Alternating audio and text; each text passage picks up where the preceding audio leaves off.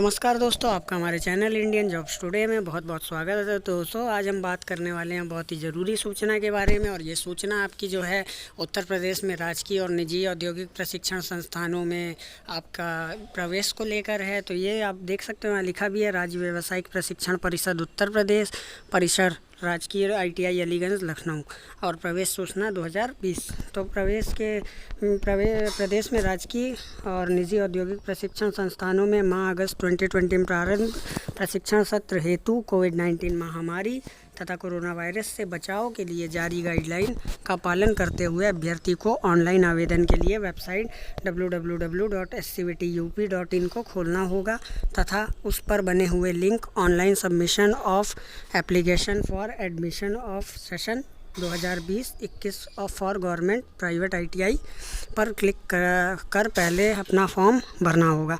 तो यहाँ पे इन्होंने ये कहा है कि कोविड-19 महामारी के चलते और कोरोना वायरस से बचाव के लिए इन्होंने जो है इस बार आपका टोकन वाला व्यवस्था नहीं रखा है। टोकन नहीं दिया जाएगा इस बार किसी भी ITI में। पहले क्या होता था कि आप ऑनलाइन भी कर सकते थे और टोकन भी ले सकते थे। तो टोकन में क्या होता था दोस्तों कि आपको 150 रुपये का एक एनवलप दिया जाता था SC ST को और 250 रुपये का एनवलप दिया जाता था जनरल OBC को। ठीक है दोस्तों, तो यहाँ पे इस बार टोकन नहीं है। इस बार आपको डायरेक्ट जो है OTP के थ्रू करना है अपना रजिस्ट्रेशन और उसके बाद पेमेंट करनी है। और फ़ीस की बात की जाए दोस्तों तो 250 रुपये आपकी जनरल और OBC की है और SC ST की 150 रुपये है। ठीक है, और अभी मैं आपको एक बार इसका वेबसाइट भी आपको दिखा दूंगा और लिंक भी दे दूंगा डिस्क्रिप्शन में।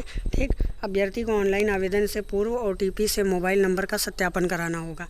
तो भैया देखो, सबसे बड़ी बात है, पहले आपको नाम, पापा का नाम हिंदी में भी इंग्लिश में भी और ये सब करना होगा। अभी मैं आपको दिखा भी दूंगा, जल्दी समझ आ जाएगा आपको।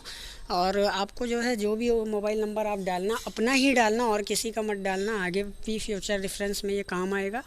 तो यहाँ पे आप पहले आपको अपना मोबाइल नंबर पे जो OTP आएगा उसको वेरीफाई कराना है। तो पहली बात तो मोबाइल नंबर सही होना चाहिए और दूसरी बात है आधार नंबर हर जगह ज़रूर सही डालिएगा, नहीं तो ये बाद में प्रॉब्लम करेगा। ठीक है, और फॉर्म भरने के पश्चात जो है प्रीव्यू वाले पृष्ठ पर अंकित प्रोसीड पेमेंट के लिए लिंक पर क्लिक कर ऑनलाइन भुगतान करना होगा।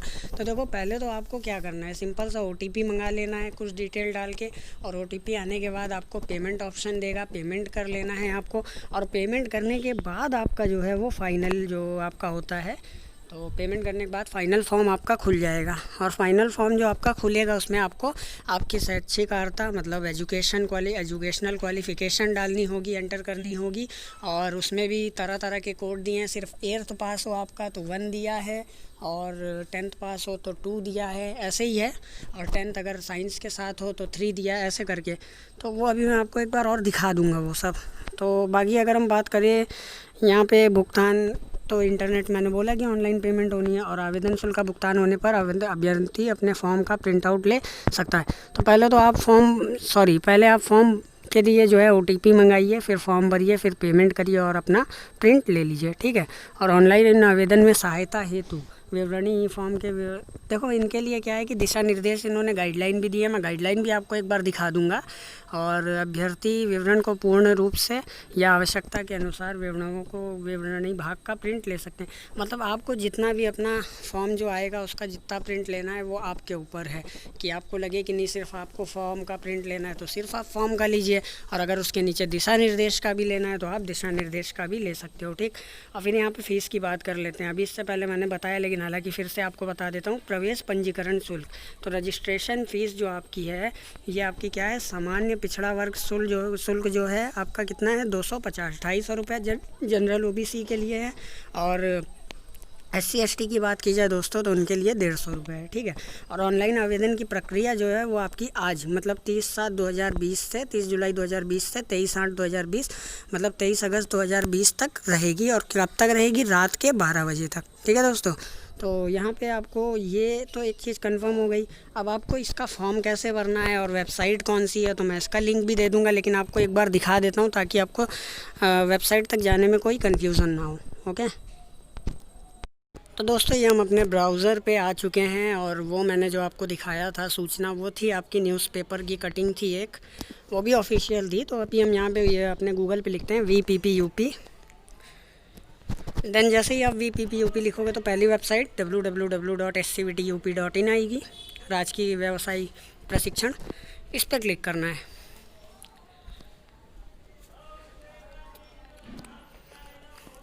और इस पर क्लिक करने के बाद आप देख सकते हो यहाँ पे online submission for application for admission for session 2020-21 for government private ITI। तो यहाँ पे एप्लीकेशन फॉर्म है और किसके लिए है, 2020 सेशन के लिए, 21 सेशन के लिए, और गवर्नमेंट और प्राइवेट दोनों ITI के लिए है। यहाँ क्लिक कर लेते हैं तो ये इनकी एक और वेब पेज खुल जाता है और यहाँ पे लिया है ऑनलाइन पेमेंट होगी। ठीक है, फर्स्ट स्टेप समझ लो आप, ऑनलाइन पेमेंट मतलब स्टेप नहीं है, ये एक तरह से निर्देश है। और OTP, तो OTP ज़रूर आपको मतलब वेरीफाई करवाना है अपना, क्योंकि मोबाइल नंबर सही डालिएगा। और यहाँ पे एक चीज़ और बोला है, ऊपर एक देखिए येलो लाइन से चल रही है, अब इसको मैं पढ़ता नहीं हूँ, मैं आपको ऐसे डायरेक्ट बता देता हूँ कि अगर आपका जो पेमेंट है वो कट गया आपके बैंक से और फिर भी इनकम्प्लीट दिखाए तो आपको 24 घंटे कम से कम वेट कर लेना चाहिए। और वेट इसलिए कि ऐसा है कि ऑफिस टाइम में जब वो मतलब पेंडिंग रह जाएगा तो जब उसको एक्सेप्ट किया जाएगा आपका फॉर्म भी कंप्लीट दिखाने लगेगा। ठीक, तो अगर कट जाता है 24 आवर आप इसके लिए वेट कर लीजिएगा। उसके बाद यहाँ पे SMS, तो देखिए SMS के थ्रू आपको ये बता दिया जाएगा कि जो है आपका एडमिशन फॉर्म एक्सेप्ट हो गया है। ठीक, फिर शुल्क की बात की जाए तो मैंने जैसा कि पहले बताया OBC और जनरल के लिए 250 और SC ST के लिए आपका 150 ठीक रुपए। और ऑनलाइन आवेदन आरंभ होने की तिथि तो आरंभ आज ही से हुआ है 30 जुलाई 2020 से, और लास्ट डेट कब है आपकी 23 अगस्त 2020, और 23 अगस्त 2020 में भी रात्रि के 12 बजे तक। ठीक, तो यहाँ पे आवेदन पत्र भरने के दिशा निर्देश दिए हैं, तो अभी हम इसको पहले देख लेते हैं एक बार। इससे ये होगा फ़ायदा कि दिशा निर्देश मतलब डायरेक्शंस अगर आप देख सकते हो किसी चीज़ के लिए भी, दिशा निर्देश अगर आप पढ़ लेते हो तो आपको इतनी प्रॉब्लम बाद में नहीं होती है। तो अब ये बहुत लंबा है, इसको मैं आपको शॉर्ट में समझा दूंगा। ठीक है, जैसा कि इन्होंने बताया ऑनलाइन एडमिशन फॉर ये वाला आना, ऐसे आपको आना है। आने के बाद आपको OTP प्रक्रिया अपनी पूरी करनी है, वो कैसे करनी है वो अभी मैं आपको बता दूँगा। ठीक है, और ऑनलाइन आवेदन भरने की विधि कैसे है तो विधि के लिए भी आपको उधर ही से पता चल जाएगा। ठीक है दोस्तों, इसमें कुछ खास दिया नहीं है, इसमें जो है मतलब बस ऐसे ऐसे दिया है कि दिशा निर्देश में यही है। हाँ, मेन चीज़ आपको ये दिखानी थी मुझे कि शैक्षिक योग्यता के लिए जब आप अपना फॉर्म भरोगे तो अगर आप 8वीं पास हो तो उसके लिए कोड 1 है, अगर आप 10वीं पास हो तो उसके लिए कोड 2 है, और अगर आप हिंदी के साथ हो, हिंदी अनिवार्य विषय है तो 3 है, और अगर आप 10वीं हो जिसमें विज्ञान और गणित विषय के साथ हो जिससे आपको टेक्निकल इंजीनियरिंग ट्रेड मिलती है। ठीक है, नॉन इंजीनियरिंग नहीं मिलती, जैसे फिटर, इलेक्ट्रीशियन ये सब मिलती है। ठीक, तो उसके लिए 4। और अगर आप जैसे कि कुछ लड़कियां हैं वो विज्ञान से तो हैं लेकिन होम साइंस से हैं तो उनको फिटर वगैरह नहीं दी जा सकती है। ठीक है, इस वजह से मैं बता रहा हूँ। तो अगर कोई लड़की है वो विज्ञान है और गणित नहीं है तो भाई वो अपना जो है 4 ना लगाए, क्योंकि उसको फिर अगर फिटर मिल जाएगी तो उसको एडमिशन नहीं लेने दिया जाएगा और उसकी सीट वेस्ट हो जाएगी। और दूसरा है आपका 10वीं उत्तीर्ण 10+2 के साथ, अगर आप 10+2 के साथ विज्ञान और गणित के साथ हो और सब में जो है मतलब मिनिमम जो है सब में एक एक सब्जेक्ट की बात कर रहा हूँ, एग्रीगेट की नहीं, 40% है तो आपके लिए 5 कोड नंबर। और अगर आप 10+2 के अंतर्गत हो जिसमें फ़िज़िक्स, केमिस्ट्री और आपका क्या कहते हैं मैथ है तो 6। और अगर आप 10+2 व्यवस्था के साथ हो और समकक्ष हो तो ये जो आपका बोल रहे ना शारीरिक दक्षता 165, और इसमें देखो भाई वज़न भी आपका वेट बोला है 52 से कम नहीं होना चाहिए। चेस्ट की बात की जाए तो आपकी 81 से कम नहीं होनी चाहिए सामान्य, और फूलाने पे 4 सेंटीमीटर और एक्सटेंड तो 85। और इसमें एक चीज़ और है कि पंजीकृत MBBS योग्यता धारक चिकित्सक द्वारा, तो मतलब एक मेडिकल सर्टिफिकेट आपको बेसिकली लाना है, और इनके लिए है 7। इसमें हैंडीकैप बिल्कुल भी नहीं अप्लाई कर सकते हैं, पहले मैं बता दूं, क्योंकि इसमें फ़िटनेस बहुत ज़रूरी है। ये किन के लिए आते हैं, इनमें जो आते हैं 7 वाला अगर कोई मान लो है तो उसको एक एलिजिबिलिटी ये मिल जाती है क्राइटेरिया कि वो फायर सर्विसेज वगैरह की भी जो एक ट्रेनिंग होती है, उसमें भी ITI होता है, ट्रेड होती है एक, तो उसमें जो है वो मतलब एक कहते नहीं एलिजिबल है, उसकी योग्यता उसके लिए है। तो इसका एक बहुत बड़ा बेनिफिट आपको बाद में जब ITI कर लेते हो तो उसके बाद कई जगह मिलता है, फायर सर्विसेज में कई जगह जॉब्स आती है, ठीक है। अब बहुत से लोगों के पास इसका डिप्लोमा नहीं होता है या बहुत से लोगों के पास इसका सर्टिफिकेट नहीं होता है, ठीक। और बाकी यहाँ पे आपका कैटेगरी, अगर आप जनरल हो तो जनरल लगाइएगा, ओबीसी हो तो ओबीसी लगाइएगा, ठीक है। खा में आरक्षित वर्ग, अन्य पिछड़ा वर्ग, ठीक।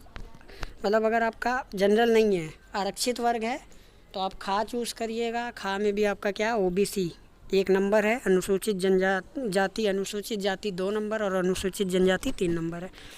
अब यहाँ पे हम आगे आ जाते हैं। तो का में स्वतंत्रता संग्राम सेनानी और फिर खा में सेवारत भूतपूर्व सैनिक। तो यहाँ पे एक्स सर्विसमैन को भी कोटा दिया जा रहा है और दिव्यांगजन की बात की जाए तो उनको भी दिया जा रहा है। लेकिन अगर आप दिव्यांग हो और आप सोचो कि आपकी जो रजिस्ट्रेशन फ़ीस है वो कम होगी, 150 होगी, नहीं। अगर आप जनरल ओबीसी हो तो आपको उसी अपनी जो सब कैटेगरी के हिसाब से आपको कोई भी तरह की एप्लीकेशन फ़ीस में आपको कोई छूट नहीं मिलनी है, ठीक है। यहाँ तक एडमिशन फ़ीस में भी आपको नहीं मिलनी। मैं हैंडीकैप की बात करता हूँ, ठीक है। जैसे कि हैंडीकैप में अगर कोई ओबीसी है तो उसको भी 250 रुपये ही देना है, उसको 150 रुपये नहीं लगेगा।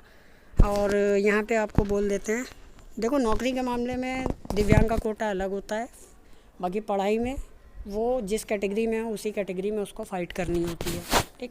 यहाँ पे तो मतलब सीट के मामले में आपको अलग है, नौकरी और सीट के मामले में। अभी जब सीट आवंटन होगा तो उसको अलग अपना हैंडीकैप कोटा मिलेगा, उससे उसकी सीट मिलेगी, ठीक है। और यहाँ पे और नीचे इसमें कुछ अभी इतना कुछ खास बताने वाला नहीं है, जब आप फॉर्म भरोगे तो खुद ही खुल जाएगा। और मैं कभी मोबाइल नंबर दे दूँगा, तो जिसको भी कोई भी कन्फ्यूज़न होगी वो उस मोबाइल नंबर पे फ़ोन करके पूछ सकता है, ठीक है। और आवेदन पत्र भरने के दिशा निर्देश हो गए यहाँ पे। बस दिशा निर्देश में आपको क्वालिफ़िकेशन बतानी थी, उसका कोड बताना था और कुछ खास नहीं था, ठीक है दोस्तों। तो यहाँ पे अभी हम बैक चलते हैं और बैक आने के बाद ज़्यादा ही बैक हो गए, कोई बात नहीं।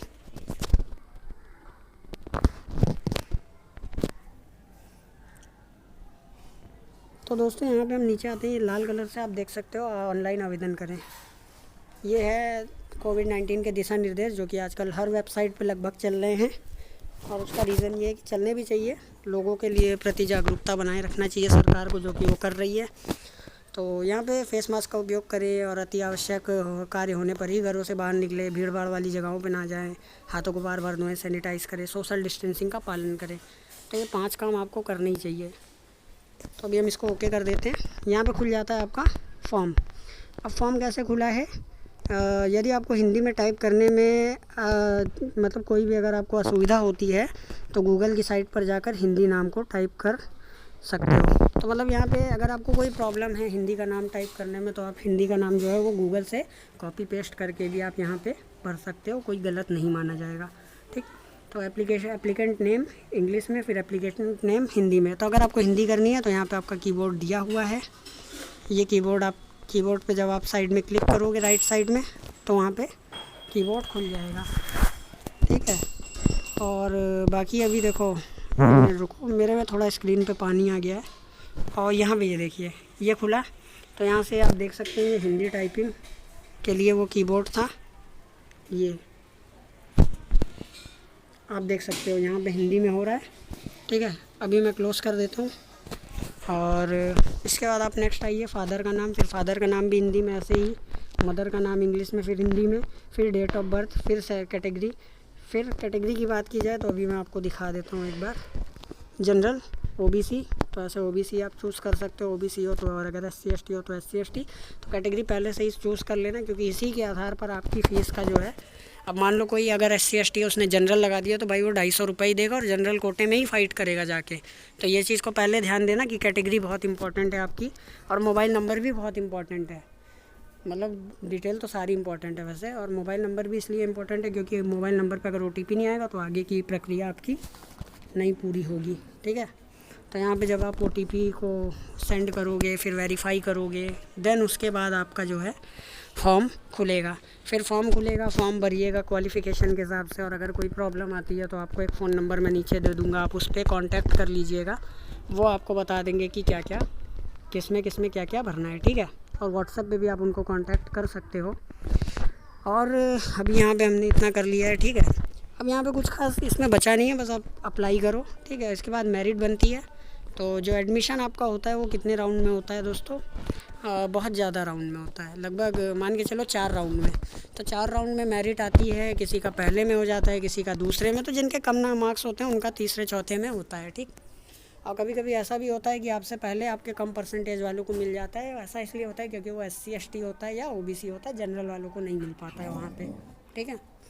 तो ये चीज़ बड़ी महत्वपूर्ण है। उसके बाद आप ITI करिएगा, तो ITI में कौन सी ट्रेड करनी है ये आप आज ही चूज़ कर लो, क्योंकि ये बेहतर ऑप्शन इसलिए है क्योंकि अगर आप ट्रेड नहीं चूज़ करोगे तो फिर आपको बाद में ऐसा लगेगा कि नहीं ये मेरे मन की ट्रेड थी नहीं, मैंने कर तो लिया मिलने पर, ठीक है।